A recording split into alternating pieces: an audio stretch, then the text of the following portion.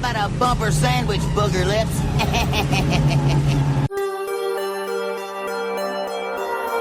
One thing about living in Santa Carla I never could stomach. All the damn vampires. Shut up!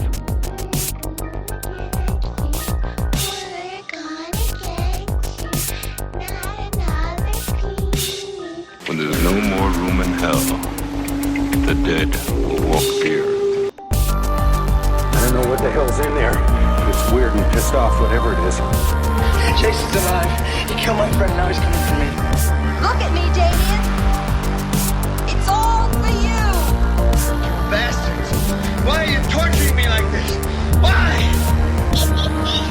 Well, I'll tell you. Nobody handles garbage better than we do.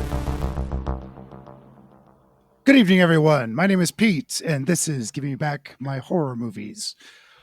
This is the second month of Pete, where I am picking all the movies for this month. It feels a little bit like May. that right now. Actually, the weirdness is I had two good suggestions, and we were kind of, come what may, just throwing things at the It's exactly what at the it wall. is. I'm kidding, and everyone went, "Hey, I like that idea." Oh, and I like that idea. Who are you again? This is shocking. We didn't lose a bet. We didn't do anything. Right. Pete would just throw a movie out, and I went, "Sounds good. Let's do it." Really? And That throw another one out, going, "Okay, yeah, sure." That doesn't sound like. I've got columns of my movie list. Like this one is going to piss people off, and this one I really like, and this one I think is a classic that no one sees, and that's what we were watching tonight. This is Spider Baby from '67. Was it 60? Yeah, 1967. And we'll get into some histories right after this trailer.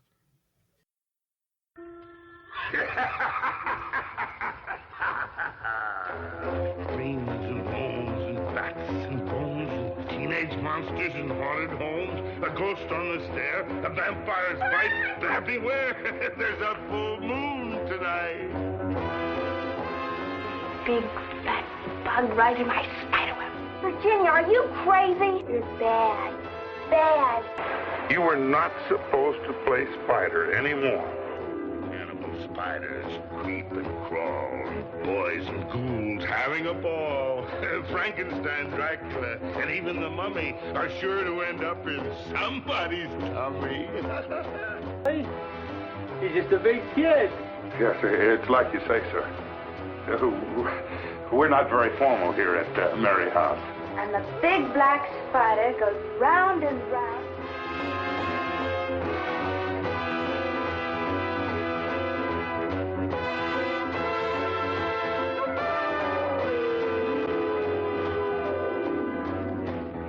Sit round a fire with this cup of brew, a fiend and a werewolf on each side of you. This cannibal orgy is strange to behold, and the maddest story ever told. Still, all I want to do is make a little sneak cut.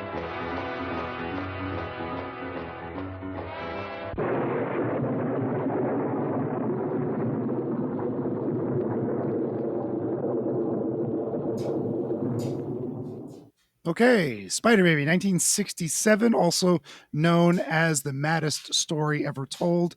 It had a couple other names. Cannibal orgy. Yes, that was and it. there was another one I can't remember. Mm-hmm. So it got kicked around a little bit. So let's just kind of start at the beginning. Jack Hill directed this. He's a prodigy of the Roger Corman Factory.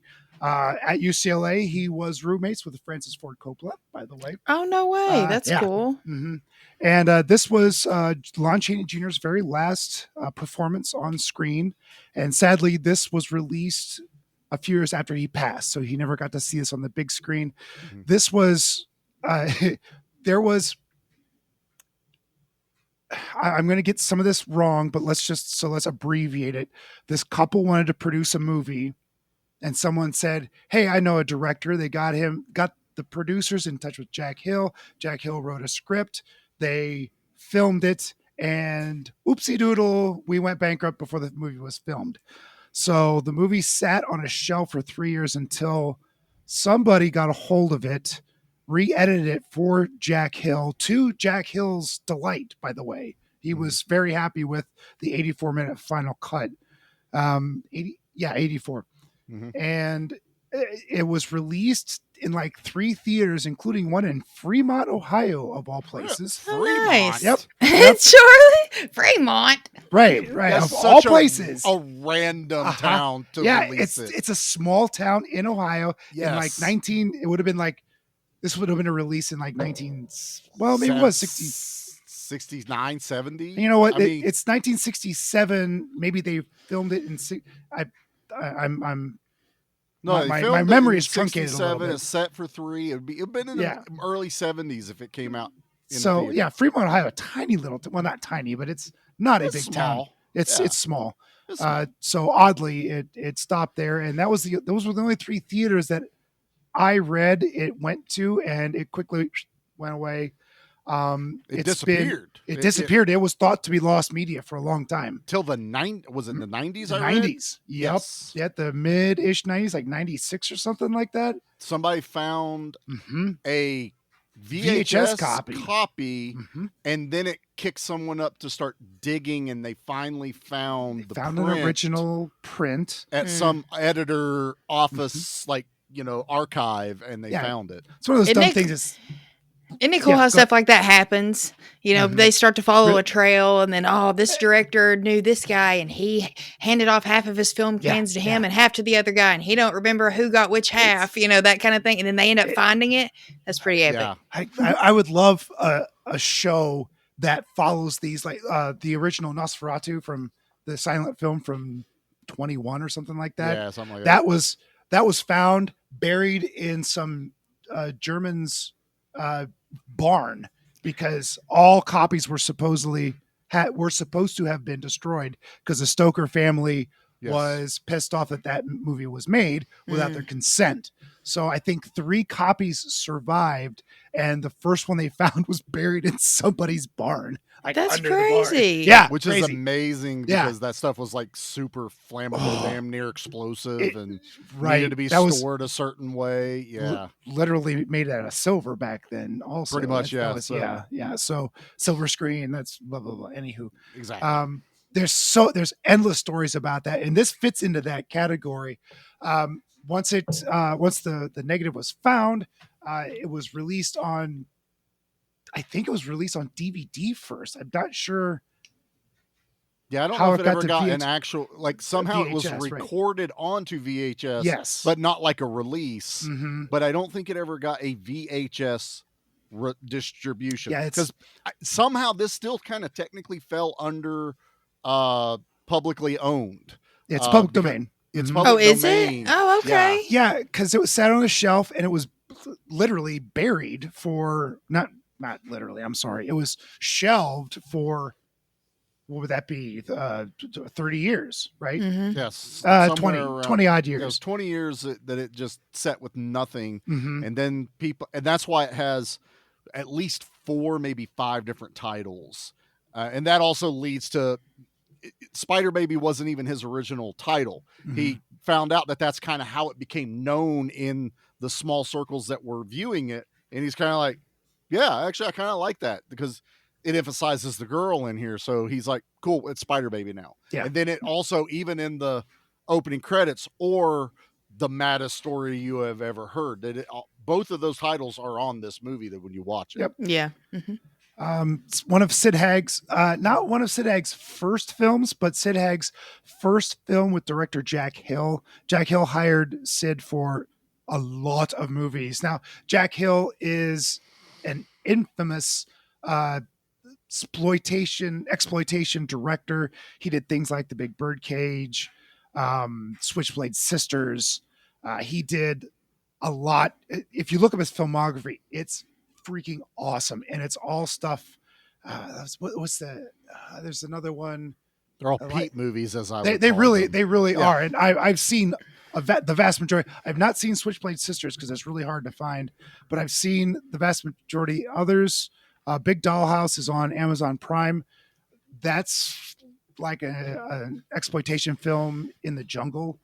And Sid Haig is a nasty dude in that one. Is he in that too? Oh Okay. yeah. So much like a director gets familiar with his favorite cast, Rob Zombie that's does cool. it. Yeah. James Cameron does it. So he brought Sid back for a lot of these.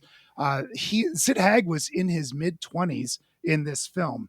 Yeah. And he looks like, I guessed he was in his late teens, and he's not. But he does act the way that these people should, which we will get into here in a little bit. I think that's about all I have for the history of Spider Baby. Arrow has done a Blu-ray release with all sorts of deliciousness on it. It's $20 on Amazon right now. As soon as we get an Arrow sale going on, I'm totally buying it. Money's a little tight at the moment, but it's not. He's sitting flush with cash right now. Did you see all the money behind me? Yes, yeah. all the money. That's his pillow he's sitting on. Yeah, I have a very expensive summer coming up, so I'm watching the dollars. I understand. Yes. Whose fault's that? People having I got 2 weddings to go to. 2 in a matter of 3 weeks. It's like, ouch. So tuxedos and presents and fuck me. And probably birthdays and I gotta travel and hotels. And that's a motherfucker. All this shit. You're allowed to just say RSVP no. I'm in both weddings. Oh, you're in them. Okay, that's fair. Because I was thinking for a minute, I was like, why is he buying a tuxedo for a wedding? I was like, okay, Pete, I see you. I thought he was monogamous, but apparently I'm wrong. So. No, I thought they're not my weddings, by the way. I ain't never doing that again. Both are in Utah, right? Yes. Yeah. Yeah, he wishes. I thought my friends liked me, and then they asked me to be in their fucking weddings. That means it's they don't like you. Fucking you don't like me. Fuck I know. I think that's all the history I have of this. That's a really broad brush. There's a deep dive you can go into this film because I think it's really worth looking into. It is a cult classic because it was lost media. It was found again. It's I mean, you could play that 6 Degrees to Kevin Bacon if you could play it with Lon Chaney or something, because Sid Haig was in so many movies with so many different people. Right. I would be surprised if you couldn't make those things connect somehow. And Rob Zombie probably picked his brain, like just wanting to know what it was like to work with him and stuff like that. Oh yeah. So the rest of the cast didn't do a whole lot. They weren't ones and done people, but they had modest success in Hollywood. The rest of the cast, minus Sid Haig, of course.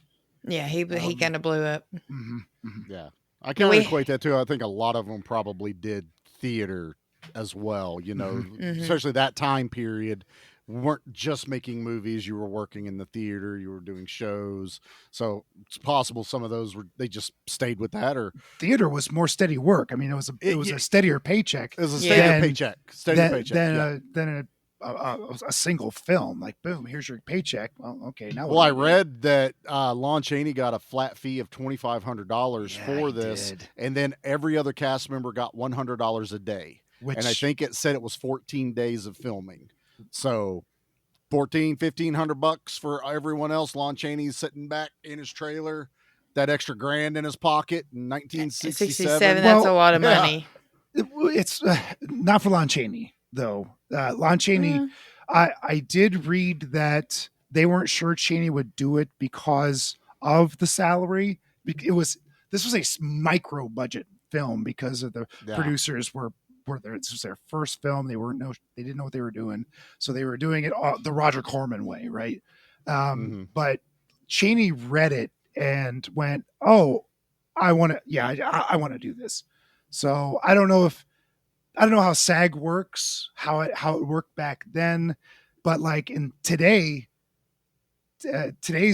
Hollywood, you can't, if you've made a certain amount of money in Hollywood, like for a single picture, I think you can only accept a certain salary, a minimum salary. So you're Tom Cruise, you get $50 million for a picture. You can't go under $10 million for a picture anymore in your life or something like that.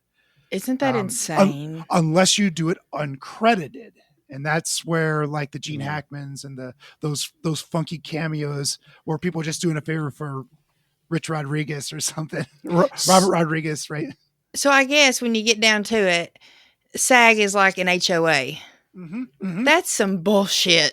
I'm disappointed. It protects the people that are getting into it, but it also kind of handcuffs the veterans who want to try something wacky. It's also like a union. That's another. It's very much a union. Yeah, very much a union. Whenever you get into, and you think like actresses like Emma Stone, for example, you know, she very much would still take an indie role and probably not get paid. Elijah Wood. Him, bingo. There are actors out there that are like that. Nick Cage, he would take a kick-ass role for $1,000. I guarantee it. Yeah, he gives BJs, HJs, and ZJs anywhere, anytime. What's a ZJ? That's Nick Cage. He knows. Oh, damn it. Come on, people. You didn't get me looking that the girl that played Elizabeth, one of the kids, that's Beverly Washburn. She was like in Old Yeller. Old Yeller. The original Star Trek series. She was Dr. Washburn. Or, no, her name's Washburn. It's Arlene something. She was in the one that everybody started aging. Oh, yeah. Yeah, and she's like one of the more prominent like doctors. I didn't mean to disparage these actors. No. They've all had, outside of Sid Haig, they've all had modest Hollywood careers. Yes. Is probably a better word for it. Yeah. They had careers, but as far as like stuff we would even probably know, the woman, the love interest for Peter and Anna, or Anne. I'm sorry, her name was Anne. I know. So close. She went on to do quite a bit. I think she's second after Sid Haig as far as doing things. Yeah, and I think she's the one that was in House on Haunted Hill before. No, that was one was it? That was the woman that spent the night, not Emily. the woman.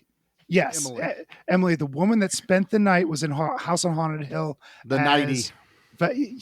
Yeah, that 90. I was like, why? Woo! Why is this woman dressed like this? Titillation. It's a Roger Corman director. I guess, but it just seems so out of place. And I just didn't like her anyway. So I was like, why is she getting all fancied up to stay in this old house? She's really pretty and unlikable in every role she's ever had. She's an unlikable gold digger or something.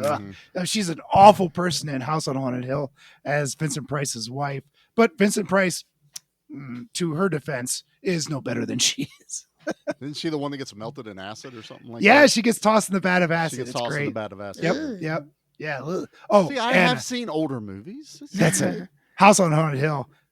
It's a fun time. I haven't seen the original one yet. Yeah, the original is a lot of fun. It's that old spooky house or the old gray house. Kind of. Which is kind of this movie also. This movie is old. I was going to say House on Haunted Hill was something a little different. I think. So we'll talk about the movie.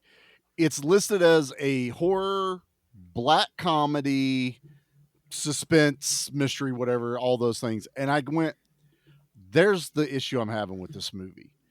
I wish they'd never even tried to even add any amount of black comedy into this and kept with the creep, the dread of it. Because to me, none of the comedy lands in this movie. Like, even though I know they're not going for a slapstick comedy, the black comedy of it just did not work for me whatsoever. And there's a lot of stuff I love about this movie. Don't get me wrong. This is not going to be Charlie shitting on this movie whatsoever. I had fun with it.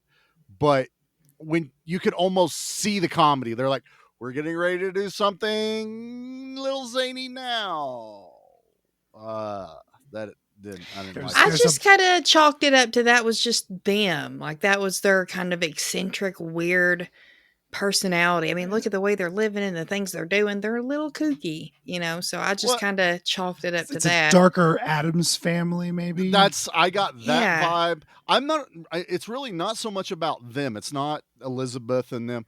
It was like the lawyer, Shotsky, whatever his, when I just kept remembering Haunted Honeymoon when he's sneaking around, looking through everything. He had a very Inspector Clouseau look to him, but I'm only laughing at him and how he's acting, nothing around the movie is making me feel like it should be a comedy. Mm-hmm. You know, really all that happens is Lon Chaney walks by just before he sticks his hand where we know spiders are, you know, and it just felt off. He's got that stupid freaking painted on mustache, and, you know, smoking that disgusting cigar, flashlight under his arms. And when the girls attack him, he's like, young ladies, this is not an appropriate thing we should be doing here. I will was just tell like, the oh authorities on you. Yeah, I was like, oh God.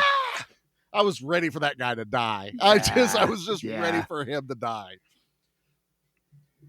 But well, so no one's got any, outside of myself, no one's got any history, I assume. I never even heard of this. Never even heard of it. Well, Anna, we actually do have some history with this. Oh. We did. Because there's a movie that takes a crap ton of inspiration from this. House of a Thousand Corpses? House of a Thousand Corpses. I agree. That's fair. Yeah. Maybe that's why I liked it so much. That is the one thing I got, even before I read it, because I did read through the trivia on here. I went even if you erase the Sid Haig connection to House, the kooky family that is torturing people, there's dead bodies around, there's things in the basement. I went, Rob Zombie fucking loves this movie. Like I immediately just had that in my brain. And then when you guys, you know, even Pete even mentioned Rob Zombie a second ago, and then Anna said something about, I'm sure Rob Zombie picked Sid Haig's brain the whole time. I'm like, it's because this is like a very early version of House of a Thousand Corpses with the sadism turned way the fuck down, and the racism and the, you know, all the other shit that's in that the movie. not PC term for mentally disabled people. I actually wanted to talk about that for a second. Everybody just bear with me for a moment. Let's hear it. You're not going to hurt my feelings here. Well, this is a movie. We have to remember when it was done. This is in 1967. Oh, yeah. I get that. Oh, I used that language in junior high and high school, for heaven's sakes. Oh, yeah, I did too. Yeah. We used it way past that. But so they use a term. I will say it. Go ahead. Because this is in it. So they use the term retarded. Well, he used it in a medical way. He didn't use it in a disparaging way, for one thing. That's where I'm going, Pete. I'm sorry, Charlie. You're fine. I know you're so ready to help defend me, but I wanted to point out that the way this was written, that they use that word, Lon Chaney says it, and all the people around him that are there to take, you know, possession of this fortune accept it as what we all know as that word means. And it's like, oh yeah, we're no longer putting them in homes. And Lon Chaney keeps going, no, that's not what I mean when I say retarded. I literally mean they're being held back by this disease they have. They call it what their last name is. It's a made-up disease. It's supposed to be it's the Mary. It's a regression of the person as a human being, and eventually you regress all the way back to being a cannibal. So that's kind of the short, but he is saying they are being physically retarded in their mental capacities and all of their capacities. Everyone else was kind of treating it like he was saying what we now consider a disparaging term. Yeah. And so when I'm watching this, it didn't come across as like nails on a chalkboard to me, because I actually like that in 1967, they're even, no, I'm not saying that word. Yeah. I'm saying, it's like I do mechanics. You have to retard the timing on something, which means I play music. This is the retard. Exactly. So it's just because it's that word, there's other meanings. But I've just kind of found that the way Lon Chaney presented it, I was like, I like that. And I actually wanted to talk about that. And I'm glad you brought that up first off, because I really, that kind of keyed in on me. And the way Lon Chaney is in this movie, but he's a powerhouse. The way he delivers his lines. Outside of the Wolfman, I think this is his finest performance. I don't know much about him outside of it. I've seen a lot of his movies, and he was so good in this movie. Like, yes, I felt for the man. I don't think he was an intelligent man. I don't think he did not have the disease. No, but he was and I also don't think he was a simpleton, but I think he was a simple person trying to take care of the Yeah. kids that he promised to take care of by his family. So, okay, let's not run through the movie, but let's just say Lon Chaney is the caretaker, the butler, the driver. He was originally just the valet, and I guess it kind of turned into caregiver. And this family's disease comes from inbreeding, which has affected the children's children, of course. And this is the last iteration of these children. And the father asked Lon Chaney to take care of his kids after his death. And we do see the body of the father early on. I think Victoria kisses him on the. One of them does. I think it's Victoria that goes in and kisses. So I just love that. Are you gonna go kiss Daddy goodnight? Okay. Yes. I was like, what? Yes. Where's Daddy? Oh yeah, that lead up It's a was great. skeleton. And then boom, skeleton. I was like, oh shit. I'm digging on that. Yeah. So they're sitting. This is a family of some substantial wealth. We find that out way later. Of course. At the end of the movie is when we find out pretty that, much. And then, but there's a lawyer who has found out that these children are living alone or without a guardian or something. Found other family members that aren't afflicted with said disease because they went off of a branch that didn't do any inbreeding or did less inbreeding. a little bit. You never know. So these people are gathered. These surviving family members are gathered at this house, which is not the. I thought it was a psycho house when I first saw this movie. It's not the psycho house. Boy, it looks like it. Boy, it looks like it. It's that parapet at the top that makes you think it's the psycho house. It's like, it's a psycho house. No, it's not that one. It's not. It's also a historical monument marker. Yes, yeah, it's a historical landmark. Yeah, that landmark. Thank you. Yeah. So okay, where was I? Oh, I've already. Well, the family. This lawyer has found members of this family to bring them in. So. We're not walking through it. This is now just a perfect point to get into. Trying to set the stage here. What's happening? The one thing I was so mad at the beginning of this movie is this poor guy, which we're going to talk about in a minute, is there to deliver a notice, and he gets this notice, and Lon Chaney gets to read it. Only a few hours later, apparently, and the lawyer and everyone will be there today. I just got this notice. Today. That's relatable even now. It's like, oh, you have this amount of days, or you have to reply by this time, and you get the letter 3 days prior in the mail. Yeah. It felt a little Hitchhiker's Guide to the Galaxy where, we're going to put this superhighway through your house. Oh, it's been on display in the basement, behind a locked door, in a safe, under... And it kind of has to be this way because it's plot armor. Because otherwise they could have prepared, or not been there. So I get it, but I just couldn't help but laugh because Lon Chaney opens up this letter, obviously after the carnage that this movie is probably most known for is its opening kill. It's good in this. Anna, I know this was one you jumped into the chat after you saw it, talking about this. What'd you think about this? Out of nowhere opening kill. That was the biggest thing because it's like I love the way this started, by the way, just with that song that was on the trailer. It starts with that, with this kind of cartoony opening. You mentioned Inspector Clouseau earlier. It reminded me of the Peter Sellers Pink Panther movies. They would do that. So I was like, oh, I like this. And so then when it starts, you're like, okay, you're following this guy. He's delivering a letter. Nobody's home. Okay, what's going on? He peeks in the window, and there's one of the girls with 2 knives, and it's all implied, but it does like the psycho thing in a way. Almost not seeing it is more impactful than seeing it right in your face because it's in the first 10 minutes, and the girl just kills the mailman who's just trying to do his job and deliver the letter.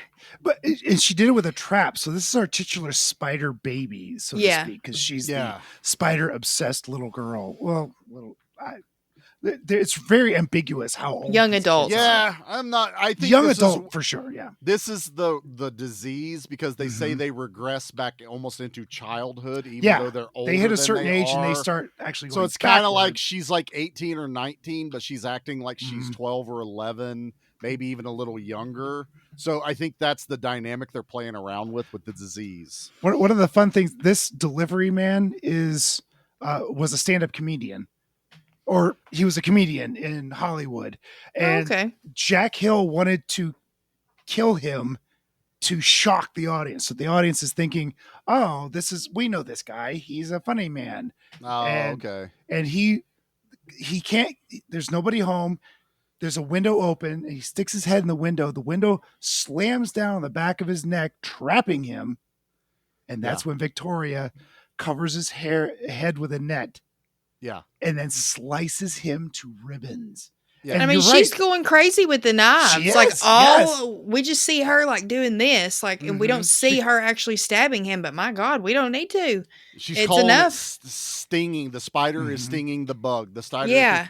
I will say for a movie that's not a comedy, there was a section I laughed the hardest, and it was at the beginning of this movie because this guy is on this tricycle. Was it the White Family? No, not the White. The White Family was funny. That was very funny. We don't know nothing about no house around here. Get away here. Get away here. If there was... There's a Negro outside. Let's get inside. Hurry up, children. Even if there was a house by that name, we wouldn't know nothing about that house by that name, and they just run inside. But no, it's this delivery guy on this tricycle, and he's actually on one, and they're filming him. But they tried to do this motion shot where he's being like on a trailer and he's being trolleyed behind it. Okay. So he's acting like he's riding it. That motherfucker's moving his hands constantly like he's revving and shifting gears and turning. And then it'll immediately cut to where he's actually driving. Hands are still because you don't move much when you're really driving, but to fake it, that little motorcycle would have been like if he was actually doing it. And I was dying going, okay, if this is the comedy I'm in for, I'm here for it. I never got that level again at all with this movie. That's funny. But it tickled me so good. But the kill really kind of got me and shocked me a little bit. I was like, I wasn't expecting it that early or to be that innocuous of a character just popped right out. It was as vicious as they get at this time in Hollywood cinema. Oh, this is straight up slasher. Mm-hmm. This is opening of Scream. Yeah, yes, yeah. With the kid hanging from the tree. Mm-hmm. That's the level. I'm sure that's the level of shock people felt. Yep. Had they in Ohio, in Fremont, Ohio, all 12 people mortified. Yes. One of my favorite things to do is when I'm watching an old film, I try my best to put myself in the shoes of the viewer. Like, okay, I can't think that I've seen House of a Thousand Corpses. I can't think I've seen The Thing. I have to try to focus like, okay, what have people seen to this point that would be horrifying? And wow, that first kill is awful. It's terrifying. Yeah. And I think this movie, if you can put yourself in those shoes, those little girls are scary as fuck. Mm-hmm. Sid Haig is scary as fuck. Oh, the entrance of Sid Haig when he goes to the car and he goes, I got Ralph, and he gets up next to the door because the little girl is, oh, Ralph's home. She's so excited, and Lon Chaney's very cautious at the door. Ralph, we're home. Ralph, slowly, and there's like thick coverings over the windows because it's an old school limo, so it's like privacy curtains. And he opens up that door, and then you see a bald head laying on the floorboard of the car. You almost think he's dead. Yeah, you're like, is that a body? What's going on? And then all of a sudden, young Sid Haig, which is shocking enough to see, shocking. And he pops that head out, and he crawls out like an animal. And I'm like, hell yeah. I am digging on how Sid Haig's how he didn't get an Oscar for this performance. I don't know, boy. We have a guy at work, and for the longest time, I have asked myself, who does he remind me of? And it's Sid fucking Haig. And it was not, don't say that. It was not until this movie that I was like, that's him. And so he worked today, and I was like, man, has anybody ever told you look like a young Sid Haig?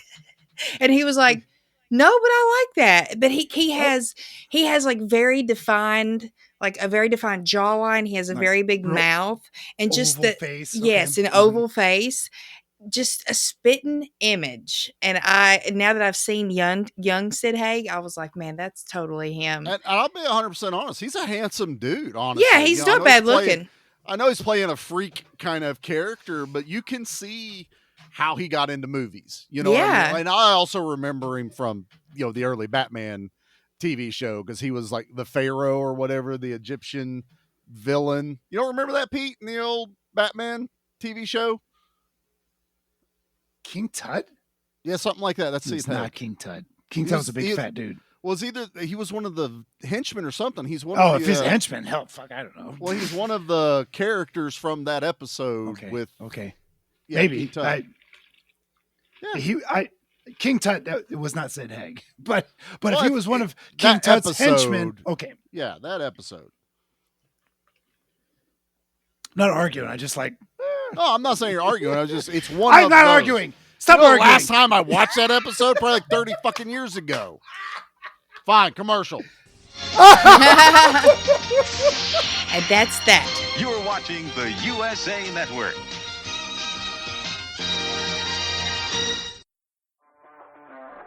Sharks of the Corn? Virus shark? Cocaine shark? Sharktopus? Yeah, those are all real movies. Join me, Steve Coates, as each week I take a comedic look at the bizarre world of sharksploitation cinema on Bucket of Chum, the Shark Movie Podcast.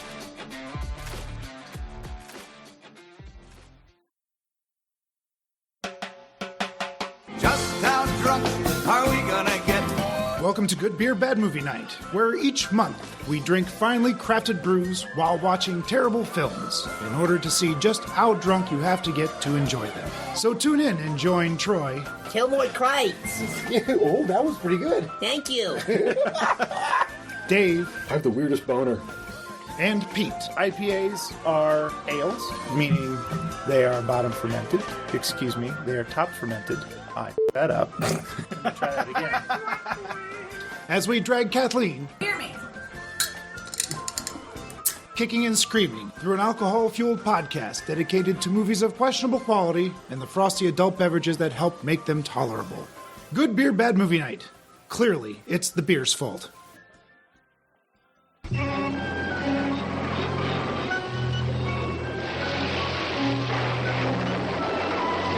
Just when you thought you were safe, the terror continues with another chilly tale tonight on USA Network's Saturday Nightmares. So we've been introduced to all the characters. We've got the two gals, Victoria. Oh shit! Now I've got Victoria Elizabeth. and Anne, right? No, not Anne. Anne's the adult. Oh, She's okay. the I adult. honestly could not remember their names except Ralph. So it's Victoria Virginia and Virginia. It's Virginia and Thank Elizabeth. You. And Elizabeth. Virginia and Elizabeth are the two young gals. Sid Haig, Ralph, and Bruno. Lon Chaney. Bruno's going to hate you. Yeah, he's going to hate you. Don't hate. Stop hating. No, he's not. Yeah. Every time he was like, we don't hate. We don't hate. Hate is not right. He knows how dangerous these people are, and we'll get to that real quick because what's going to happen to these people are already in the house. He's got the biggest patience threshold. Yep. I would have been like out a long time ago. I like what Charlie said earlier. Is like he's got a loyalty to his. Hell, he even calls him master. For heaven's sakes, he's got such a loyalty to the former patriarch, the dad. We'll just call him the dad. dad. That he is faithful to these children to a fault. Yes. Oh man. So anywho, the lawyer. I'm thinking that Peter, right, and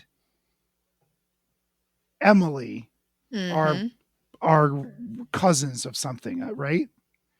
I didn't think the lawyer was no. related. The lawyer is the short. Schlotsky,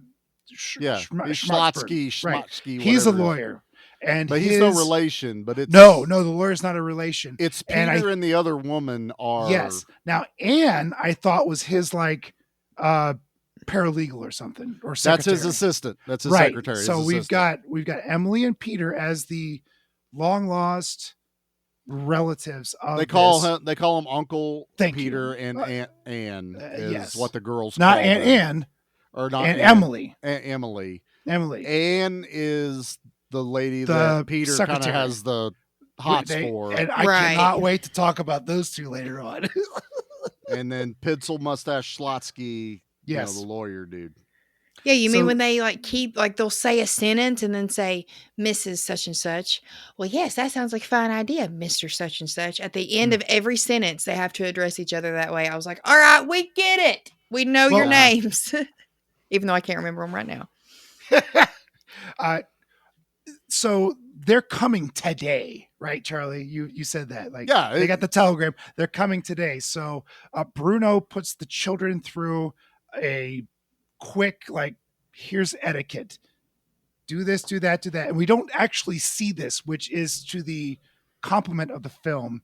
We don't need to see that bullshit. But when these people show up, the kids are in very good order. They do the best that they can. Can I? So I said the best they can, which is not great. No. So you set this up perfectly because you say we don't see him teach them because it sets it up perfectly for what I think is the best fucking reveal is Sid Haig coming down the dumbwaiter, and he is in his little Dutch boy fancy outfit with shorts that are definitely cut off pants because you could still see the pockets sticking down. Right. He's got his Dutch boy hat on, and from the start, Peter is my favorite character in this movie. And he goes, I have that effect on people. Look at Ralph. Look how nice Ralph's looking today. It's harmless. Look at this cat. I was like, I like how this guy talks to these kids and all this other stuff, but Ralph has the biggest smile on his fucking face. I know. It was cute. It was the most heartwarming thing of this movie where I was like, look at that motherfucker. Look how happy he is. I did appreciate how Peter talked to them about how they're harmless. They're just kids. Granted, we know they aren't, but he's at least not just judging them right off the jump, just based on everything going on. He's giving them a chance. First impressions with those kids, Peter has got them won over immediately. All for sure. They love him, even depending on what they're getting As ready they to should. do later. I think Peter is a genuine, he's comes a with the name. good guy. I know. So I'm pretty awesome. I'll have you know. I think the movie does a really smart job of giving us a good guy and a villain with the aunt and uncle, where Peter immediately comes across as the good guy he's there because a lawyer called him and he's like, I don't know anything about why I'm here. And this other woman is, I'm going to get this money. There has to be some type of value here. Let's get this process started. I feel like she knows more than Peter does, though. Well, I think she's in it with the lawyer. And I feel like legally because they found one more, they had to include him, but that's why she's like, you would have to drag me away from this house for me not to stay here tonight. And Peter's like, well, number one, he's trying to get some, but he's like, no, we'll just go down to the inn I saw in town. Well, hell yeah, I'll take her with me.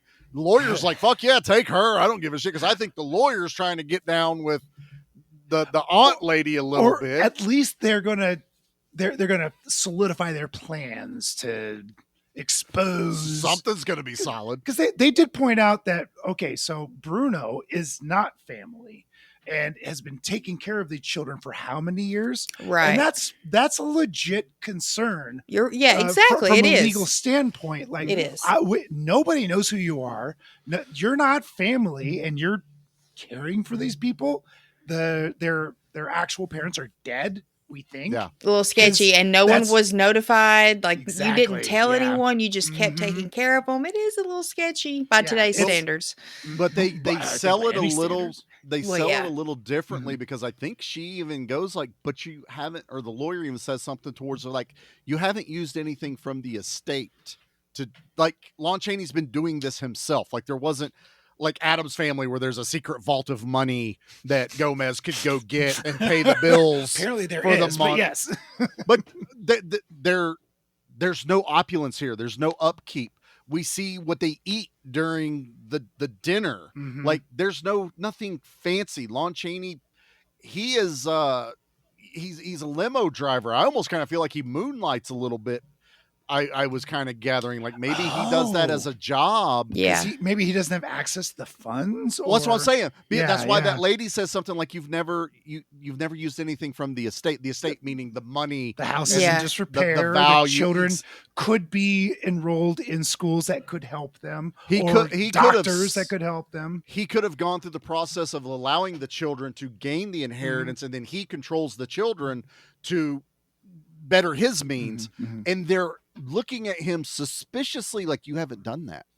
Why haven't you done that? And that's an odd kind of little underlying tone you start picking up on the movie. Trust me, this is the first time I've seen this movie, and I literally just got done watching it. But I am like trying to pick up on the story plots as it goes and what everyone's goal is at the end of this, which is why Peter is the good guy. You could have been like, well, Peter, you don't get the house. Okay, I guess I'm going back to work now. I didn't have a house to begin with. Right, yeah. Whatever, cool. Nice to know I have extended family that I will not get any doctor's reports from because I don't want anyone knowing that's in my bloodline, where even if it's an offshoot, I don't want anyone knowing about that. But the other lady's very evil lady that wants to rub her hands together with about all the money she's going to get. Totally is. That's good. Yeah, she's looking at a piece of property and money you can get from taking care of the children who have deceased parents and also their medical issues. She's looking at it from a what can I gain from this standpoint. She's not profit. She doesn't really give a shit about the kids or about taking care of them. All she sees is dollar signs. And that's the difference between them. Even though he's not making any money, he's just doing it out of loyalty to their dad because they were such good friends. Yeah. I think he genuinely loves these children. Lon He Chaney puts up with Jr., some shit, like a lot of shit. His performance in this is so unbelievably matriarchal. Like he loves these children as his own, and it's like the last speech that he gives before he brings the dynamite back is heartbreaking and heartwarming. And like if you weren't a father, I would have said you were a father. Does that make sense? That doesn't make sense. Right. I know you're right. He is their father, basically. Yes. Even though they're, daddy is in the house with them, and he has put up with a lot, and it's all out of love. Because it's like when he walks up to the dead body from the beginning of the movie, and he's just in his brain, God, not again. Not again. Yeah, and he's going to take care of it. As if they had broken a window, or or gotten into the cupcakes. Done something so childish, but clearly not the first time this has happened. Exactly. No, there's a reason. There's a reason other than racism. Those white people ran back in the house too, Pete. I believe that wholeheartedly. I really do. I think it's a 50-50. That's really what I'm going with right about there. I don't like you or what you're talking about. Honestly, think about it. We're going all the way back to those white people. They're kind of like a very early version of our Harbinger that we get in movies later. Don't go down that road. Don't go down that road. Don't bury nobody in that cemetery. No one ever comes Where's back. Nate when we need him? I know.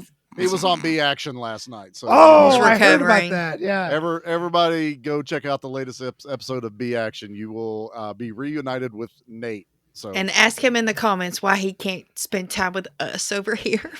Punk ass. I think it was literally a Thursday night he was able to get away. And Mondays, I know. I'm just giving him shit. I just miss Nate. Give him all the shit. I have no problem with that. I was like, audience. I was like, oh, so he can make time for B Action, but he can't make time for me and Pete.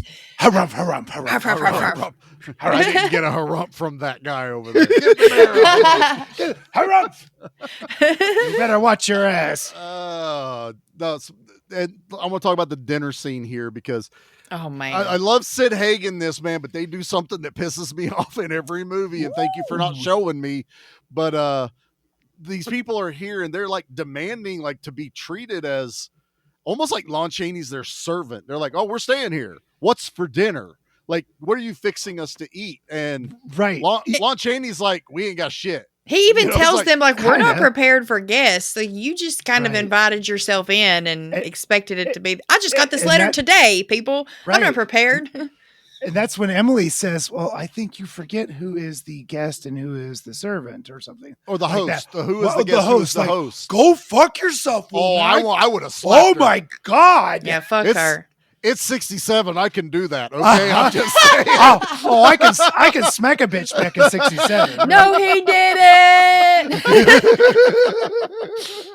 But so he's like, okay, you know what? And he gets this click Know in your his head. place, Like, woman. he's like, you know what? Yeah, I'm sure we got some stuff around here. Instantly cut to outside with one of the girls hunting through mushrooms, which those are some weird fucking mushrooms out there. I mean, she was like They're looking props. at him, Don't- checking him out. Don't worry about it. They're They're props. crawling around. Yeah. And she pokes her head up and you see this cat run across the field. Very nice, long-haired cat. And I'm like, oh, look at the cat. I'm like, you motherfuckers, don't you do it. And then all of a sudden, Sid Haig pops up behind a bush and beelines to that cat off screen. And you hear the cat. Oh, and when you have subtitles on, cat makes screaming sounds. It said cat makes screaming sounds. It's something along those lines. I'm like, I didn't need you to tell me that, Tubi.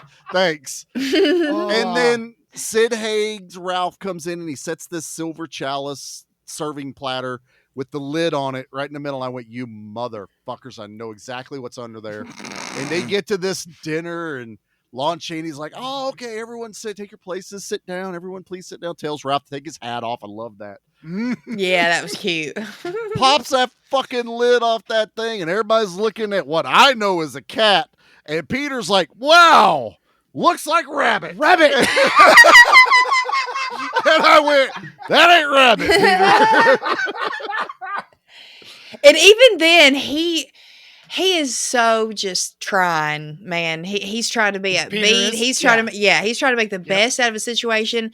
Emily's turning her nose up and being a snob about it. Dude, and she pulls crackers and cookies out of her fucking purse. her emergency snacks. That was great. But I also like when Peter looks at Lon Chaney, he's like, I'll carve. And he goes, oh, thank you, sir. And fucking Peter's carving cat and serving it to the hot chick next to him. He's like, hey, this is pretty good, y'all. You should try some. And then the lawyer's like, I don't know, maybe I'll try this. And he picks up the mushrooms and he goes, oh, yeah, Elizabeth goes out and picks those because she's really good at finding the ones that are non-poisonous. And this dude's like, the fuck did he just say? And Peter goes, awesome, and takes it from him and puts some on his plate. What a good guy. He is a gem. Lon Chaney looks at Emily and he goes, well, maybe you would like some of our lovely greens, and literally hands her shit from the yard. Grass from the yard. When we get done mowing, You're right. hands it over to her. It's a tumbleweed. And he fucking plops her- Virginia's like, let me help, and grabs these goddamn huge tongs and thud. His mound. And wasn't it Peter that grass. said, wait, this isn't dressed? Like, it doesn't have any dressing on it. And he was like, I don't know about that. No. That's not what he's saying, Pete. Oh. He's carving into the cat, and he goes, it's not dressed, which means they didn't take the guts out of it. Oh, no, I didn't. They didn't dress the animal. And they pass over him saying, like, he even ignores himself because he starts eating.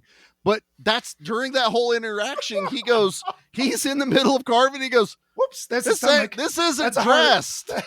And Sid Haig just kind of smiles. And I'm like, oh, fuck, they left the guts in. Oh, no. I'm telling you, like, this movie requires a couple of watchings, but even in that, I went, I'm digging on this. This is the kind of dark comedy I was expecting out of this movie. This whole dinner sequence, if they'd have maintained this level of kind of like chaos, but comedical chaos, I would have been, this would have been the greatest movie ever made. But okay. All right. I'm not sure how you can maintain.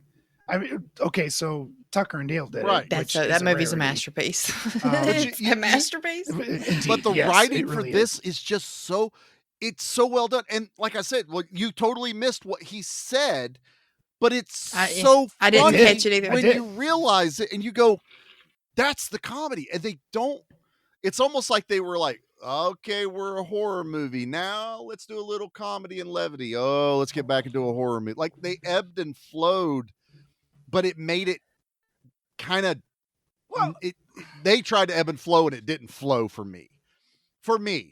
Because if you're going to say that, you're going to add that kind of level of comedy to it. Like, there's plenty of horror movies that have comedy. But I've got to say though, I didn't laugh that hard at the scene in the movie. I just laughed because we were having fun together. Well, you know what I mean? Like I kind of chuckled at a few moments during the dinner scene, but for the most part, it was just, us laughing at the moment with the movie together. Everything. It's not a knee slapping episode. Now, if you watch it after you've listened to us, you're going to pick up on everything we said. That's true. And then I'm going to think back to y'all.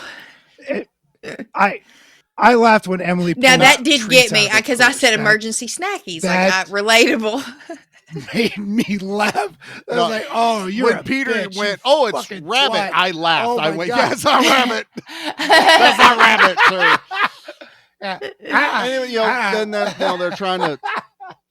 Clearly, sir, you've never. Well, how could he know what a rabbit looks like? Pete, it was small, strangly, and anything that small and strangly, you're gonna. But he knows if it's not been dressed. He's carving it. He would have. You're carving it, and you cut in the gut. You know when the guts spill out, right? I get it. Yeah, that's why you dress it. You got to get all that stuff out. You don't eat that stuff. You got to get all the. So they during this dinner, we also find out that they're vegetarian because Lon Chaney, I guess they determined with this disease, if you eat meat, it kind of speeds up the path to being a cannibal. The regressive and progress. Freaking Ralph just grabs the entire cat and starts eating it, and like even Peter's kind of like, is he not supposed to be eating it? Well, we try not to, but we do have a rule: if Ralph catches it, he can eat it. And I went, oh, I like what you did there, sir. And then once again, Ralph just smiling while he's eating, Sid happy as can be. Oh. The biggest grin, like he's literally goes Peter, Lon Chaney, Sid Haig for me in this movie. Like that. That's my level of enjoyment as this goes, because it's just he doesn't say a whole lot. I think he only has like one line. He's in the movie so towards the expressive. end. It's all in with his face. Yeah, and his body movements. He's very physical actor. I don't remember him saying a word, but he said so much without it. Caught me off guard. I was like, oh wait, he can talk. He's Sid Haig's character in this is very much what Tiny's character is in House of a Thousand Corpses. Because that guy didn't talk. Okay, yeah. Every time you mention House of I'm like, oh shit, you're right. This is totally much more violent. And very much so. Remake. Well. Tones of what this is, obviously. I don't think it's definitely not a shot for shot. It's definitely more of a bit of an homage, but you can tell the love Zombie would have had for this movie. Oh, no doubt. Yeah. And so I was picking up a lot of even Firefly wearing the negligees in House of a Thousand Corpses is like the one lady wearing Emily, that outfit. I'm sorry. Damn it. I also did read that the director and her went to Fredericks of Hollywood and she got to pick that outfit out. Fredericks, for those that don't know, is kind of like early Victoria's Secret. The OG, yeah. Yeah. So, it was like, that was Hollywood Boulevard. Victoria's Secret started in Ohio, by the way. Wexford and Yeah, Wexner. That's it. The Wexner family. Yeah, they're Anywhere the limited, you see white limited fence family. with 3 rows and pickets around, that's owned by them. Yeah. Yeah. Yeah, pretty much. But Fred Oaks That was of very Hollywood much Hollywood. was And Hollywood. That was the very lingerie of Hollywood. Risque. And it was a little risque. dirty. Oh, Pete. risque Yes. is a Hello. much better word. Yeah, risque. I like that. Peekaboo. Yeah, pretty. I'm gonna have to go back. I'm gonna have to go back now because I have certain podcast episodes. No, To no, Fredericks? sir. Oh, I'm so disappointed. I'm not that kind of gal. Are you kidding me? I'm in a granny moo moo in an oversized shirt or something. I'm not a Victoria's Secret gal. That is not me. Oh gosh. I need an adult. No. Oh, don't call HR. Don't call HR, please. I'm gonna have to go back and listen because there are certain podcast episodes that I've saved, like certain interviews. A lot of them being the history of horror long form interviews. Mhm. And there's an episode from season 1 with Eli Roth, Rob Zombie, and Greg Nicotero. They're all 3 together in the interview at a table talking. And I've listened to like that episode and certain episodes since podcasting with you guys, and then I'll re-listen to them again. Like they mentioned Invasion USA in an episode, and I have never caught that until B Action covered it, and then I realized it was a movie and a thing. So I need to go back and listen to that interview and see if Zombie talks about Spider Baby, because then he's interviewed again for season 2, and it's a long form interview, and they talk about past movies and stuff. But yeah, I'm gonna have to go see if he ever mentioned Spider Baby. This is actually, it's even listed in the IMDb about the influence that this movie had on House of a Thousand Corpses. Oh yeah, and a lot of the similarities. So, nice.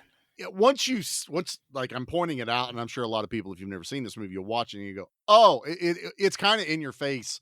Once that click happens in your brain, and you're like, "Oh, I see every second of certain scenes of that movie in this one." But this one, I do want to go back and watch House. It's been a while. It's been a Same, rough one. Long time since I've seen it. Rough. I know. That's why I haven't gone back to watch it's another it. one of those I don't watch on entertainment value alone. Like I just got to be like, it's been long enough. Maybe I'll revisit it. But it's not a, hey, I'm not doing nothing today. Let's pop in a House of a Thousand Corpses, kids. Right. It does. It's pretty heavy. Devil's Rejects. It's pretty heavy in some moments, and it's one of those you kind of need a palate cleanser with afterwards. Like watch something funny, something clean. Cannonball Run. So this, and now we kind of get to the point, and again, we're not walking through it, but I do want to kind of hit some of the more prominent notes of this. So we need to hit the after we're downbeats. done with the dinner and everything, it's kind of where this movie now turns back into a horror movie. Oh yeah, it does, and this is where it really digs into the old dark house, spooky house of because House on Haunted Hill, literally the old dark house, the haunting. All these old movies from the 30s and 40s that were this big creepy house. Well, they even in this movie talk about Dracula, Mummy, the Frankenstein, the Wolf Man, all that. Oh yeah, Peter and Anne are like, do you really like these movies? I love them. Let's go get laid. And there's a. Oh, she was looking for some. That's why she had that negligee on. That's what I'm saying at the beginning. Why are you wearing that? No. I'm going with Peter. Emily, Anne. Anne and Peter were gonna go. They're gonna go have a drink and then go get a room at the inn and have a good old time. I can't say I blame There's them. only one room there tonight. That's exactly Peter's plan until there was no rooms left at the inn. It's like that moment in Halloween 3 when they're in the hotel room and she goes, "Where are you going to sleep?" And then Tom Atkins goes, "That's a dumb question." That's my favorite moment from that movie. That's a dumb question. Tom Atkins had sex with an android. That's all I'm saying. Yeah, he did. He did. But yeah, this is where the horror movie kicks in, and Peter and Anne fuck off because they're gonna go to that. This big house only has one extra room. it was whatever. big, but not huge. Yeah, it's not a mansion. True. Right. So they have an extra spare room, and the lawyer and Emily, the relative, negligee, are gonna Miss Utah, by the way. Oh, in real life? 1944, 45, Miss Utah. Yeah, 5th place in 1946. She had some games. First or last. Like that. She had some games. Yep. She had some games. That's a very pretty gal. Anywho, so they go up, and she's like, this is bullshit. These people are putting us on. And the lawyer goes out and starts Inspector Clouseau digging around. Pissed me off. And, well, he catches And Ralph she's- too. Like when they're saying goodbye after dinner, he catches Ralph kind of going down into the secret passageway that they have behind the shelf. And then Ralph, when he's caught and he knows he's caught, and he just starts smiling real big and then closes it right back. Yeah, And then at that moment he was like, a little bit or 'Cause he something don't like give a that. Like fuck. he closed the door and then waves, and Yeah. the lawyer's like slinks away. Like he's got his pipe. Like, Ralph kills me at this 100%. Also, speaking of, as we're he's doing so this good. nighttime scene, and we get the lady changing her clothes, and she's been wearing this negligee all day too. It's under her outfit.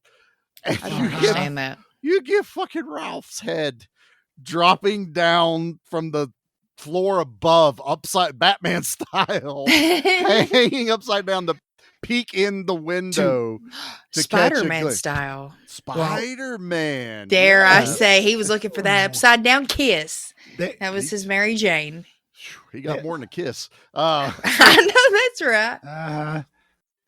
They hung Sid Haig By his upside down feet. in that scene, and by his feet, and they hung him upside down for so long he felt the wouldn't pressure pass out, behind but his he would get- eyeballs, and they would have to lift him Yeah. back up. Like Yeah. stop, and he'd panic. Yeah, It's a lot. I've been Yeah, held- it was I've hung something, upside man. down. That blood starts rushing to your head, and you'll feel that pressure. dude. How can anybody hold you upside down? Well, They'd I'd have to say be on top of the someone was Eiffel holding Tower me to upside down. hang you I have upside been- down. No, I Someone have is been holding you hanging upside down. Is down. Andre You the ever been Giant? on the monkey bars before or anything like that? Hang upside down. You're I so used to tall. install the monkey windows. bars I've aren't tall hung enough to hang outside you of upside pretty down. fucking tall buildings. You Not you upside install down on windows upside purpose. down? What are you? Sometimes it You're just not working on happens. my I house was gonna ever. say it ain't always on purpose, Pete. That's fair. What OSHA don't know won't hurt them. Right? It's my company. I can do what But I no. want. Here's my I do permit. what I I do want, what I yeah. want. But we finally get the lawyer is snooping about and works his way down. We also get a small little nugget that Lon Chaney talks to the kids, and he goes, "I'm gonna go get a surprise. I'm gonna go get a toy for everyone, and we're gonna have fun later." And that kind of is why a lot happens. Okay. With Lon Chaney out of the house, because that's when the lawyer really starts snooping around. He goes down into that basement through the secret passageway, and he's fucking about. And I'm great 1967 horror when he hears that noise and he turns, and those two girls. It's very The Shining when they're standing up in that doorway and the light is behind them and they're in shadow, and he's trying to be all tough and. Oh, Yeah. don't you be doing all this shenanigans and Now, wagging girls, his this finger. isn't right. This isn't Yeah. right. You know better. And Lon Chaney finds, after the girls are done with him, he finds the lawyer in the dumbwaiter, and that's when he's like, "It's over, Yeah. folks. Yeah. We're done." And then he goes down, has this speech with these And Ralph. with the girls and Ralph. Like, okay, so here's what's going on. It's emotional. hit. I don't know if you guys No, it hit. picked up on No, this at all, but it was Lon Chaney was legit crying. Like there were tears in his eyes. You could see them. And he's telling these kids that, okay, I'm going to go get a toy for all of us. And everybody's excited.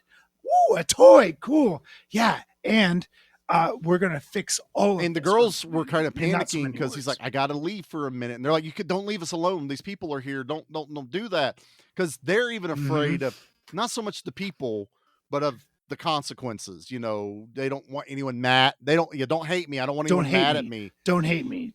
Don't hate me for killing the lawyer, which is exactly what they did. Dude, that was a vicious kill also, as he's climbing up the stairs and the blonde Elizabeth stabs him with a pitchfork. Jams it into him. Like, she just jams it in. Now, again, mostly off screen, but there's a not a little secret nugget. what happened. There's two little nuggets we haven't mentioned in this that come to play later. We hear that there's two or three other people that live in this house. And it's Uncle Ned, Aunt something another, and they only mention it in passing. So you'll forget about them after a little while. Well, while the lawyer's in the it's the very lawyer's easy to forget in the these people basement because what he's looking for is he saw movement, and he goes to look down this like little hole in the floor, and then all of a sudden the girls pop in. So nothing happens there. It's leading up to what we find at the finale of the movie, that they're not alone in this house. There are other family members who have fully regressed, is what I took it as, because one of them's like fur covered. Like, it's got that it's not like it's like Wolf Boy in the Wild World magazine used to get at the I had Wolf Boy's baby. Apologies. The freak shows that had the person with the pituitary gland that made you look like the hair Wolf from Boy. I mean, every that's inch just the of your best body. way to get it and paint a picture for people. So it's the It's first a- time we it's a see that disease, there's more even going on than what we're seeing. And during all of this, the negligee lady has been attacked by Ralph because he's hanging from the window, and he reaches in and grabs her. When they're going down, but she that fights him off. dumbwaiter though, and the girls got Peter in the spider web, and they're going down the dumbwaiter, and Sid Haig's got his hand over her mouth, and he's just like this. That's a little. That's a little later. That's a different person. Yeah, negligee and a is little the later. one he jumps through the window and grabs, and she gets away and runs off into the woods. Oh, that's right. That's Anne. Anne. That's who it is. Because Pete. Okay, no. I'm sorry. So Emily, negligee is lady, just Peter's cousin, and Emily is the one that stayed overnight in the house. Anne is the one that went with Peter. That's what I'm talking about. So Anne's in the dumbwaiter. Okay. Because that's She when is Peter's later, back but at that point. right now- They're both back. Oh my goodness. So Emily Ralph gets away from Ralph, runs into the woods as she's being chased by Virginia. Victoria. Pete's just as right? guilty of this. I know. That's what I'm saying. I am. They're And chasing her Elizabeth- just like Sherry and- Moon Zombie is chasing the guy in the rabbit costume. Little rabbit go running down the field. Run, rabbit, It's run. Run, rabbit, run. This is very much the two girls taunting her. We're going to get you in our spider web. We're going to sting you. They're running around with knives, and she's trying to get away. She makes a turn, and then it would be a great jump scare if I jumped at it, but all of a sudden Ralph jumps up out of the woods, just stands right up grabs the aunt and throws her to the ground. We all know what's going on, and I think it's not Virginia, but Elizabeth that's standing over top, and she's like, Ralph, and her head kind of keeps tilting like she's seeing what's going on. She's processing it, but just kind of walks away from it. Like, she's witnessed pretty bad, but she just walks away back to the house and leaves the one lady out there with Ralph, and you hear the commotion basically as it's going on. So we know we can put two and two together what Ralph's doing. Ralph has raped Emily. Yes. And we see Emily later, and we will get to that I have to walk through it. You can say exactly what happens is, a ton of chaos is happening in the house. And then Emily gets up. Like, honestly, I thought she was dead. Like, I thought it was an off-camera kill and she was done and gone. But during the chaos of what's happening in the house, when Peter shows back up, because there's no room at the inn, he's playing Spider, which they set up later that he would play with the kids. They show up trashed. Yeah. The two of them. Oh, yeah. Peter and Anne show up, and Peter is doing the most wonderful impersonation of me. Yes. Pete's being Pete. Pete's got a Pete. Pete's being Pete. Pete's got a Pete's Pete. got a Pete. And Pete's real drunk, and he's stumbling on his words. The girls are basically in kill mode, and even though they've argued amongst themselves about, we like Pete, we like they call her the pretty lady. We like the pretty lady. Mm-hmm. Yes, they do like these two because they were kind to but them. They also keep going. They're gonna tell. They're gonna tell. That's that's how they reconcile what they're getting ready to do in their heads. That's what Bruno told them. Like, people are going to talk. People are going to tell. If you keep killing people, somebody's going to talk. But Bruno, who was Lon Chaney, thought Peter and her left and were no longer an issue. So for this to happen. So the girls divide them. They're like, well, I'll take the pretty lady up to her room. Peter, you promised to play a game with me. We're going to play Spider. And takes him into there and ties him up with the web thing we saw from earlier in the movie, and like really ties him up, then gets a little nutty and gets a little uncomfortable for Charlie watching this movie. Yeah, if you don't see this scene and not get uncomfortable, you should talk to somebody, because it's on multiple levels that all of a sudden she's young. She's a relative. Yeah, exactly. There's all these that don't do it. Yeah. But she is playing a game now. Now you start realizing how conniving she is, how, she's even, I hate saying it like this because she's supposed to be portraying a younger minded person, but she's seducing him in her way. Absolutely is. Because she's like, she tickles him. She sits on his lap. She pulls her skirt up, or dress up. Yeah. She's absolutely trying to seduce him. And it takes him a little bit to catch on. But once he catches on, he's like, why don't you untie me? But he got into survival. He got into survival mode because she goes, you're my bug and I'm your spider. And spiders love bugs, but bugs don't love spiders. And he realizes at that point, like, oh, fuck, she's going to kill me. And he goes, no, I love spiders. And, he's trying to it's just by that time. Nice. And then that's when Sid Haig has Pretty Lady in the dumbwaiter. Right. Yeah. He mixed up blondes. It happens. This movie's gonna do not. But that's what stops her. You said everything correctly, and like, no, wrong. Yeah. Right. But that's what stops, because she's like getting ready to what she calls sting him, and then Virginia shows up, and then Sig goes down the thing, and she's like, I have to go over here now, and reconvene with the family. It's almost surreal at this point because they're almost acting as a hive mind, and they're walking around as one sort of. It's weird, and they leave Peter upstairs on this rocking chair or something. That was just a chair because he has to scoot it because he's trying to free himself out of there. And I think it's right about this time that Lon Chaney gets back. He doesn't see Peter tied up, but he goes down into the basement and he sees that they have Anne. And he's kind of like, what are y'all doing? What's going on? Stop what you're doing. I left you in charge. Please don't do this. And he has a suitcase in his hand, and he sits down and kind of gathers the children. Yeah. Also, it's about this time that Emily has woken up from outside.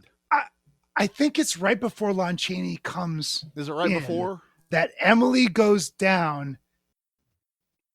Yes, that's true. So Emily wakes up from outside after being violated. Mm-hmm.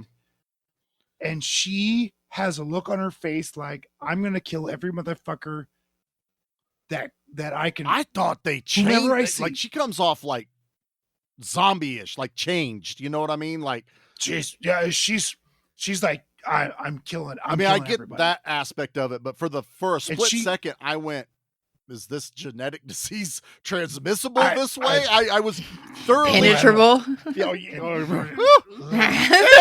She walks into the house, hears Peter's like, "Help me! I'm stuck in a chair." Ignores. Oh, the she looks fuck at him out like of he's him. already dead. Like She's like, "Whatever. I got me somebody to kill." Walks down the stairs, and this is one of the best. It's one of my favorite scenes. Like she walks down the stairs. Sid Haig Ralph has Anne in a headlock or holding her mouth, trying to get her to scream, and Victoria is trying to cut her leg off. oh, because if she loses a little bit of blood, she'll be quiet. She'll be quiet. Yes. How much are you going to bleed up? Just enough so she's quiet. I'm trying to make a straight cut. I liked when she said that. Stop moving. She's holding a And then- hacksaw over her leg. It's good. A hacksaw. That's right. It's great. I mean, she's holding her leg, and Anne is moving it. And she's trying to get. It's wonderful. So Emily is there, and as soon as Emily is there, Ralph looks up and goes, "Hey, that's my girlfriend. How you doing?" And he smiles at her like they've known each other for 20 years, and it's the best. They're like, "Oh, there's my girl. How you doing?" And then the camera goes back to Emily, and she turns into the fucking predator. She goes feral, dude. Oh my God. Like, and she just attacks Ralph. Oh my God. It's wonderful. And just starts choking him. And I think he kicks her off and kicks her into the basement. Yes, she falls. Or the crawl space where the rest of the family is. She lands near it. She stands up to go attack him again. And these hands fly up, pull her down, and you see her fall, and then just bodies crawl on top of her. My God. That was horrifying. Yeah. Like you're standing there looking this way, right? And somebody grabs your ankles from behind and pulls you down. It's the I'm going to do it again. It's the Dr. Satan scene in House of a Thousand Corpses. It 100%. Yeah, whenever they fall down the hole. Evil Dead. Evil they do Dead the did this coffins a couple down times. into there, and then there's all this. It's like a whole nother world down there, but this is kind of like marvelous. their way of. There's more shit going on here than we've even known in this entire movie, and it's insane. The reveal. That's why I try to put my feet into the shoes of the people that would watch this for the very first time. That had to be terrifying. Right. And that was a legit good horrifying. jump scare. It was a realization. So much has happened in a minute 30 that you can't catch your breath at one of these points. And all this has happened, and then you have the most calm Lon Chaney just walking down the stairs with a suitcase. Just kind of a little bit of a look of disappointment on his face, but then it turns to happiness. He smiles through this entire thing when he sets that case down, opens it up, and it's full of dynamite. And the kids circle around like, "You brought us our toy. What's that? What are we going to play? What is this going to be?" So excited. It's gonna flash and it's going to go boom. I mean, this is and everybody's the most excited. Like, that sounds so exciting. childlike How cool. of them. You know, all this is happening. Peter's trying to break free. He hops around. He falls down the doorway, lands, gets freed up. And Lon Chaney just looks at him and goes, "Oh, after he's lit the he's dynamite. lit the dynamite." Yeah. And he looks at Peter and he goes, "You need to leave. You need to get out of here." Lon Chaney's even patting on the fuse, trying to put it out, but he's calm. And then Peter's like, "Where's Anne?" And this hand comes up out of this box, snatches her up running, and Lon Chaney still looking at these kids with love, smiling. And then telling Peter, "You better hurry up." And then Peter says, He literally does. I like that. I am trying. It's coming. Like, Runs up those stairs, gets outside of the house, and then boom. House Lon explodes. Chaney keeps his word, And takes care of the family, protects the family. He did. The children are dead. The relatives are dead. That were in the basement. We all will assume. I'm going to say that's what they were going for, honestly, because the explosion happens in the basement. It's not like he rigged it everywhere. So, everywhere. I feel like this was a very meaningful moment of my last duty to my master is to protect the family, and the only way I can keep anything from happening to them is to kill them all at the same time. I can't bring myself to stab each one, because that's something he probably would have had to think of. How do I now? I got to figure out how to do this, but I can't go on without them. Let's do it all at once. One fell painlessly. swoop. You're not gonna would film an assume explosion. No, not at that close range. You're gone. No, you're eviscerated. So it's the most lovingly way humane. That's the word I'm looking for. Humane, yeah. Humane and loving. Humane way to deal with the family. And the movie ends with Peter, who started the movie by showing us a book of medical diseases. We find out that's who Peter is.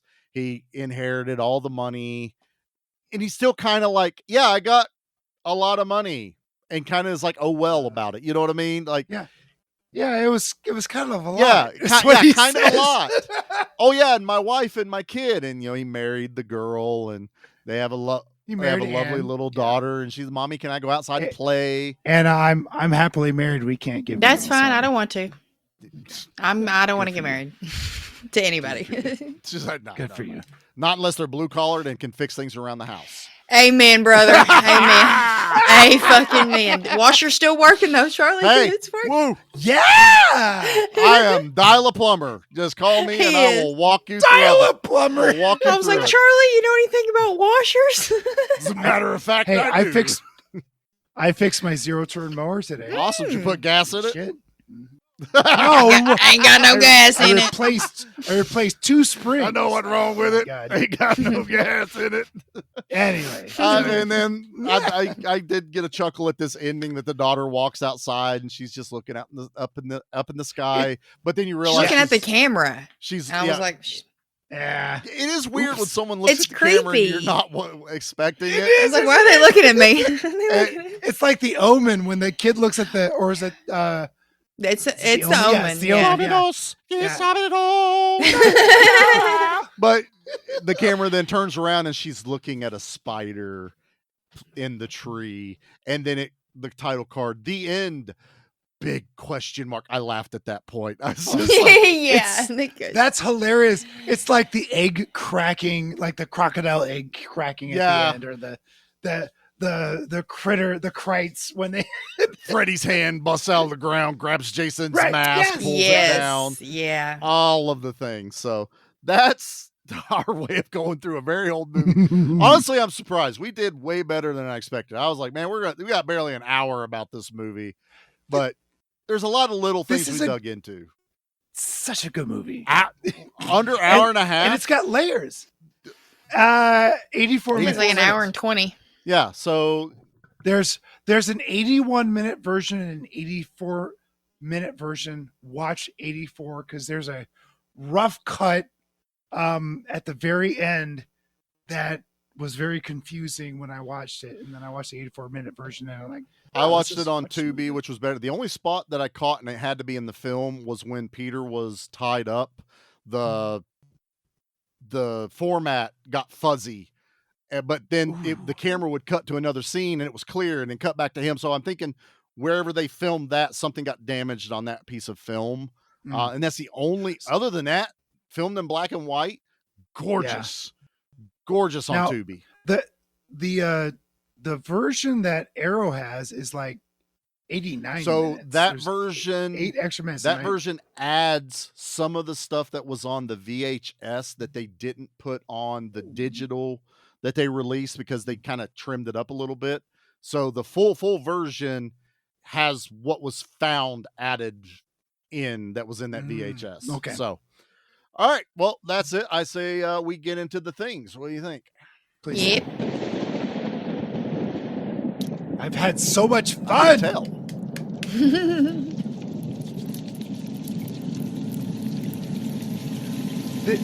These old movies are my wheelhouse. So They are. God, I love them. I love them so much. Pete, this is exactly why I fuss at you whenever I give you an entire month, yet you don't bring anything you love that much. You just go, I'm going to fuck with everyone. That's my month. Yeah. When I'm like, Pete, give me a movie you like that means something to you. And I gave you 2 in a row. you did. Well, I mean, you gave me us a good one earlier, but they didn't mean nothing to you. You went, I want to watch that. Maybe we'll cover it. It was a director I Well, love. Okay. I love the director. I'll accept that. That's fine. All right, so obviously I looked around, I didn't see anything, so I actually had to do the count on this one, and my count comes up to 10 dead people in this I said movie. 3. Well, you have the 10. messenger who dies. You have Virginia. You have Yeah, Elizabeth. You have Lon Chaney. I was not counting them blowing And themselves the up. 3 people in the Dirt. basement. You have Okay. Fred. I counted 3 relatives down there. There were 3 bodies crawling There's 3 of around. them. Then you had Emily. Then you had the lawyer. So 10 people we see. I mean, Dad's dead, but Dad's been dead for a while up there as a skeleton. I wouldn't count so that one. doesn't get counted. I probably should count the cat because it pissed me off. But that's 10 and a half. Yeah, 10 and that's mean and 10 and a half. Mean. Aw. But no, so that's it because obviously the 2 people we actually like in this movie do survive. So hey, final girl, final guy, before the big tropes start happening. So I'm down for that. All right, let's pick our favorite kill out of this. What do you think? Zombie kill of the week? Oh man. Okay, Anna, let's go. What's your favorite It's kill? the mailman at the beginning. Is it? Okay. Because it shocked the shit out of me. I was like, damn, what am I in for? Right. So yeah. Charlie, what about you, bud? I like that one, but I kind of like the brutality of killing the lawyer. Plus, I hated that character. Oh, that's good. From taunting him, and the one girl slashes at him, which causes him to fall. So it's kind of reminiscent of slicing an Achilles heel. Don't go down that bad. Probably hit him in the. But the other girl grabbing that pitchfork and just ran. Like I feel like they gave her something to stab because you don't see it, but the way she stabs and reacts to it, it's as if she stabbed like there's a bale of hay, a sack of beans, just like she actually hits. It's not you know that feeling like because there's resistance when she because otherwise it would go too fast. Like she'd go forward and it would feel too fast. It felt like she had resistance, like you said, and went into someone's body. So I really like the lawyer kill, but humbly, I do have a soft spot for blowing up the entire family. That was but it was also an emotional. So I'm torn. There's a lot of emotion, and I do love an explosion in the movie. It's an emotional explosion. There you go. My favorite kind. How many kids do you have? 3. I'm not blowing them up though. Yeah. 3. Okay. All right, Pete. What's your favorite kill in this movie? Yeah, nobody's wrong here tonight, but man, when those cellar dwellers grab Emily from her ankles and drag her down, boy, oh boy. We don't see any gore in this movie at all. There's no blood, no nothing. But if you just let it all live in your head, it's awful. Yes. So they're pulling her apart bit by bit, just like Dawn of the Dead. They're eating her because they've already dropped the nugget that the fully regressed go to cannibals. It's a weird thing Peter says at the beginning when he's reading the book. It's like, oh, you go through all the stages, from puberty and adolescence, even down into infancy, but there's a level past that. And that's when it gets into cannibalism, a reversion back to early man almost, I think is something he says. So you got so these people have gone through it's like reverse Benjamin Button without de-aging. Their brain is just going that way. So at some point there's a very infantile person walking around. And after that, you're like, well, there's nowhere to go. You go back evolution wise and you just become feral. It's just now about, it's zombie-ish. You just want to eat.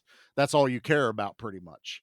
So a lot of layers in this movie. A lot of layers when we really start talking about I'm telling you, this is a great film. Why don't we rate it? Okay, we will then, sir.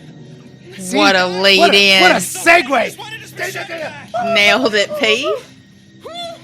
Nailed it. Never been more proud in my life. Charlie, give us a rating for this film. So this is very, very difficult. I'm worried about you. I'm worried about you. This is an old movie. It's a very early movie. It's not extremely gory. It hits in places. No. It did miss in places for me that I kind of was. And again, it could be fully my fault, but I did enjoy it. Probably. Well, I didn't watch a trailer, Pete. I just read what was going on. And I am glad I saw dark comedy, because then it made me understand when all of a sudden we're laughing around a dinner table doing insane shit. But I guess I was like, I want more of that, because I really love a good dark, comedy, a black comedy. So I think, to be fair, I'm going to give this a solid 7. I enjoyed it. I would recommend it. I might even watch it again, but it's not going to be one that I would just throw on out of nowhere. I want to watch it again to see if I missed little things. Like you missed him saying dressing the rabbit. I want to see if there was anything else. I heard him say it, but I missed the meaning. I want to see if there's other little things that happened that maybe I missed that I might enjoy. Solid pick though. So 7 for me. Excellent. Anna, talk to me.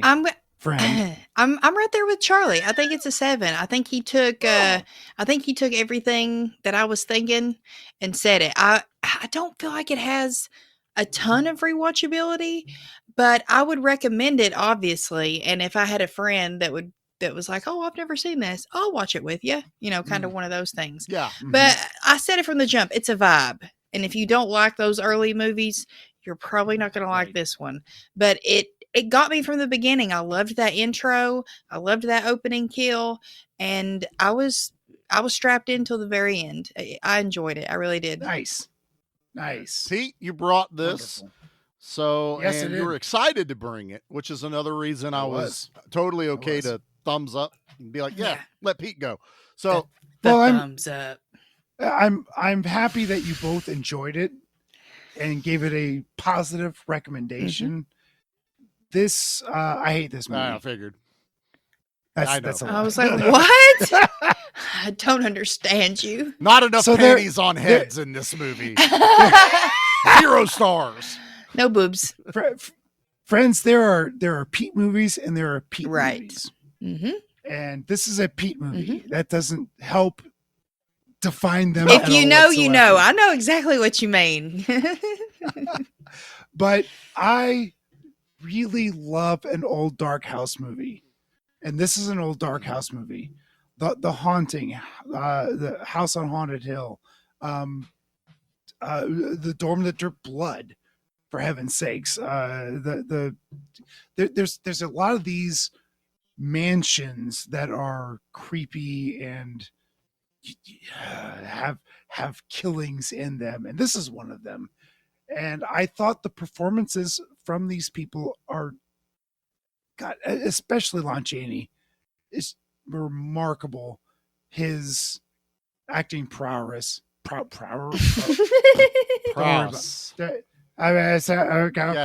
another beer. There you go. You'll get it. You'll get it this time. I will.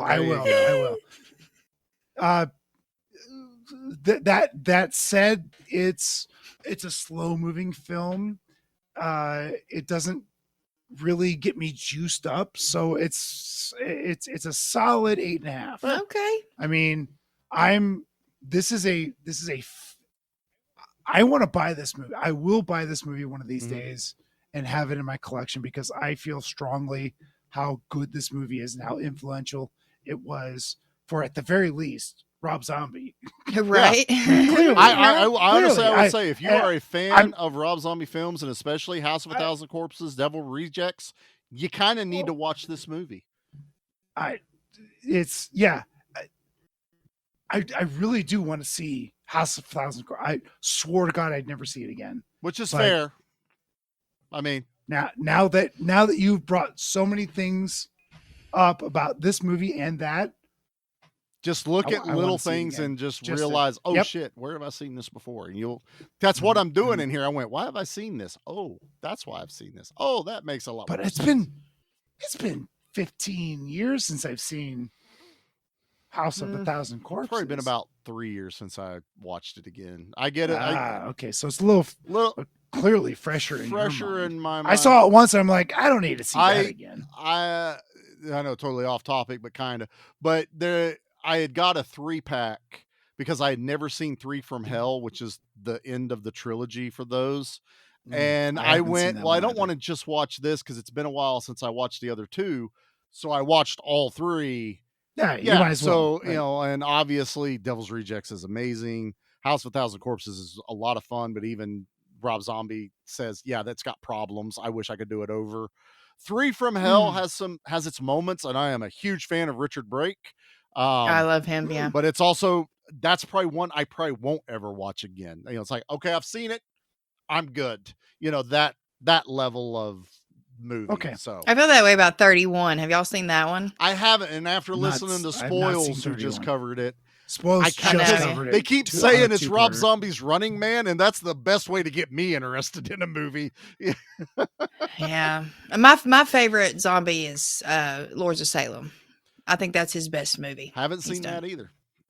I haven't seen that. I'm also a fan of his Halloween movies. I don't care who knows that. I like the first one. Yeah. I saw that. The very first theater. Rob Zombie Halloween is Let me tell you, I saw this when that came out. I think it came out before 2007, right? Probably. I don't because remember. I was still in high school, but my friend was a year older than me, and she was dating some. You were in high school in 2007? That's when I graduated. Yeah, and but my friend who was a year older was dating someone who was already 21. So it was like, she's with somebody who can buy us alcohol, right? Gross. So we go to the opening night showing of this movie, and it's a packed fucking theater, and this guy brings in a 40 can of beer in a brown bag. And one? Yes, one. And he was already drunk when we got there. It was a problem. It wasn't like a fun. Anyways, but when we're in this movie, I will never forget when Michael Myers beats the shit out of that kid with that log. Like the entire theater is quiet. And he goes, I'll drink to that. And pops his top on that beer, and the entire theater laughed. I was like, oh my God, I'm mortified, but I always think of that moment every time I think of that movie. I'd party with that dude. That's kind of dude, I don't know. I like that. I don't know, Charlie. Well, I think I've mentioned it on the show, but since we're talking about it directly here, I have a connection to a House of a Thousand Corpses because I saw Rob Zombie in concert, and it was before the movie had come out. And in the middle of the concert, he kind of stops everything and he goes, "You fuckers want to see some cool shit?" And everyone's like, "Yeah!" And a screen drops down and he plays a segment from the movie before it ever came out. You were there for that? No shit. Sherry Moon Zombies go-go dancing in the background. It's one of the scenes with her. It might have even been the rabbit run scene, and because I think he starts playing House of a Thousand Corpses or wherever the song is that he I forget the name of it, but he rolls right into playing this song that's in the movie, and it's fucking amazing. Dude, that's awesome. So I will always remember that. It's one of my favorite things I've seen. And he was supposed to be outside at this theater we were at in Columbus. It rained, so he had to move all his shit into the inside theater. He left half of it out there because there wasn't room, and he still was able to bring in the flamethrowers. And I'm not in the pit, but I'm at the balcony above the pit, real close. We're fucking hot. I was like, I don't know how the guys in the pit are alive right now. Like that GIF, what is it from Terminator? When it's like, Yeah. And the fun- when Sarah Connor gets obliterated. Yeah. I felt like that, but the people below me were already skeletons, apparently. So they were already gone. But yeah, top 10 memory for me going to a concert was Rob Zombie. Nice. You fuckers want to see something cool? Yeah! Hell yeah. Always. That's a stupid question. That's awesome. Some asshole. No, fuck you. Get out of the concert. All right. Well, I think that was a successful Pete pick. I'm not going to give it a trash opinion. I'm pretty happy about that. Successful 2 really Pete am. picks in a row. Yeah. Way to go, Pete. Hey, even February I was was going to say, are good, you swinging a good. perfect game with me right now? We don't talk about Curl Jaws. We don't mention it again. I had fun with that. Okay. I know. Charlie's on that hill with you. I'm over on the shore with Nate. Me and Pete will die on that boat, drunk and throwing fire and gasoline on her boyfriend. Throwing gasoline on a shark. But so everybody knows we lost an episode. And now our order is all out of sorts. So we're trying to get straightened back up. So we have one more episode for May to come out. And since I lost my horror pick, it's going to land on an action pick. And I went, ooh, I have one. He's already picked. It's already picked. I had a good one too. I know, but I lost mine. So that's how I justified this. That's true. So I decided I went for broke. It's been a movie I've been trying to squeeze in somewhere, and it's just never quite fit. It even missed the boat for Month of Action. And then I had this opening happen, and I went, fuck it. We're doing RoboCop Part 2. So everyone knows my love of RoboCop. It's literally tattooed on my body. I do got to get Kane, though. I got to get the RoboCop 2 bad guy on here. But I love RoboCop. I'm surrounded by everything RoboCop, so we will be doing the sequel, and I'm looking forward to it. And during that episode, we will reveal what June has in store. I'm so excited. Yeah.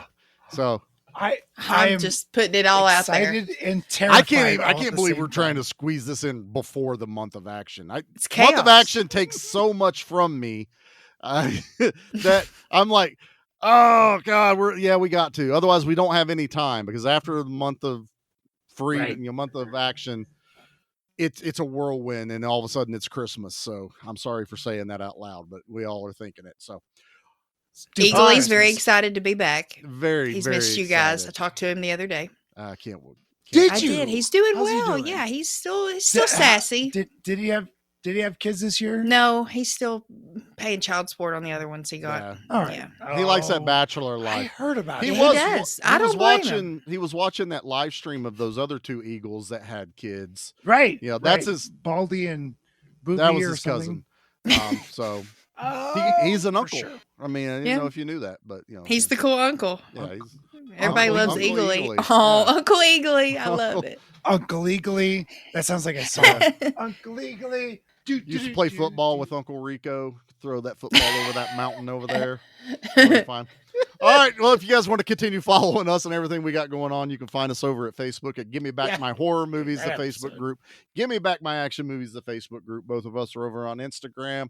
And if you want to follow all of us, you can find Nerd at the Movies, which is our very own Scream Queen on Instagram, who bridges all of the shows and her own shows over at Baron's Hideout. You can They released an episode not too long ago. I'm getting caught up on it. Who? Yeah, Who did? over at Good Beer Bad. Good Beer Bad Movie Night. Yeah. Batwoman.